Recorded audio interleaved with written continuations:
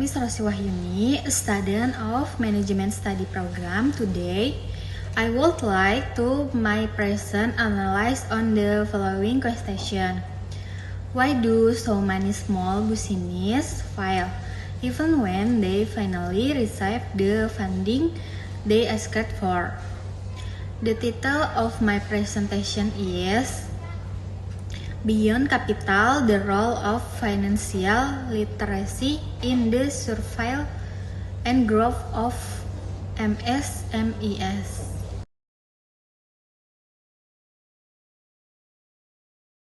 Let me begin with a product in Indonesia, micro, small, and medium enterprise, or MSMEs, are widely recognized as the backbone of the national economy. They contribute the majority of gross domestic product, and they absorb the vast majority of our workforce. For years, both the government and financial institutions have responded to their needs in one condition: why? By expanding access to credit. Before proceeding, allow me to define my key term.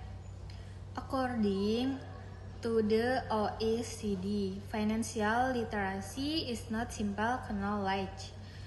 It is the combination of financial awareness, knowledge, skill, attitude, and behavior that is necessary to make sound financial decisions. I would like to emphasize the final word, behavior. A business owner who understands interest rates but does not apply that understanding is functionally, not financially related. Theoretical, I ground my analysis is to establish perspective from the standpoint of human capital theory. Financial literacy represents an invest in the owner-manager, which raises the productivity of every rupiah the firm control from the standpoint of the result-based view. Financial literacy is an internal resource that is valuable, relatively rare, and difficult for competition to imitate. And therefore, any sort of competition advance. Let us now turn to the first dimension, survival. In practice, most micro enterprises do not fail because of weak demand. They fail because of weak financial discipline. Allow me to identify three concern mechanisms. First, the separation of personal and business finance. When household expense and business revenue fall through the same pocket, the owner loses all visibility over profitability. The business may appear profitable while it is in reality being solely consumed from within. Second, systematic record keeping. Without record, there is not cost structure. Without a cost structure, pricing becomes guesswork. And a business that guesses its price is effectively subsidizing its own customer. 3. Cash flow and debt management. A financial literate owner understands the profit and cash are not the same thing. Many enterprises collapse while still profitable on paper, simply because they cannot cover their obligation on time. financial literacy as growth. However, survival is allowed ambition. Let us therefore examine the second dimension, growth here. Financial literacy shifts from a defensive mechanism to an offensive capability. I will highlight 3 channels. Channel 1, credit worthiness. Bank do not lend to business, the lend to document business and enterprise with credible financial statement is no longer evaluated on trust alone. It becomes bankable. In other words, financial literacy converts an informal business into a legible one. Channel 2, invest discipline growth requires choosing between alternatives. A new outlet, new equipment, or large inventory. A financially literate owner can evaluate test option using return and payback logic rather than intonation. Channel 3, digital adoption. This channel is intentionally because digital financial literacy enable owners to adopt vintage tools, digital payment, and online bookkeeping, which lower transaction costs and improve transparency and the bank.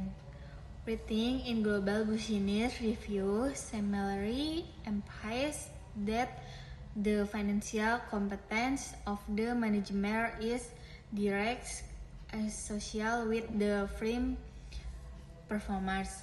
Consequently, financial literacy does not merely protect the enterprise, it scales it. Counter argument and rebuttal at this point. A fair objection must be acknowledged. One might argue as follows: truly lack is capital, not knowledge. Financial literacy is a luxury. What MSMES? This objection deserves a serious response. And my response is this: capital without capability does not solve the problem, it accelerates it. Consider the logic. When an enterprise with no constructive alone, it does not gain a growth engine, it gains an obligation. The funds are frequently absorbed by competition or by unproductive expansion, and the business is left with the sum weight. Fundamental plus a new liability. 3-4 capital and capability are not competing priorities. They are sequentially. Once capability determines whether capital becomes an asset or a burden. Implication and recommendation. What then follow from this analysis? I would like to propose 3 recommendations. For policymakers, financial inclusion programs should be bundled with mandatory financial capability training. Access without competence is an incomplete policy. For financial institutions, lending should be paired with the simple, practical bookkeeping tools because a financial literate borrower is allowed a low risk borrower. This is not category, it is risk management. For owner management, the first step is deceptively simple. Separate the business account from the personal account and record every transaction. Sophistication can harm later, discipline must come first. Conclusion to conclude. I have argued that financial literacy operates on two levels.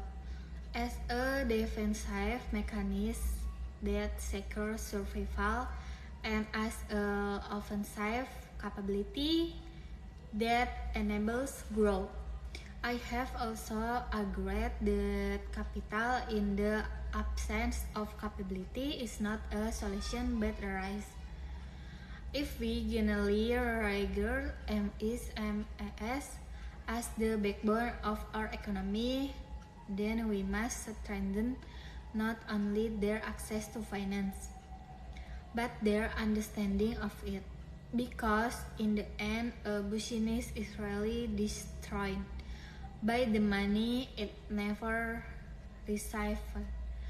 It is far more often destroyed by the money it never understood. Thank you very much for your attention.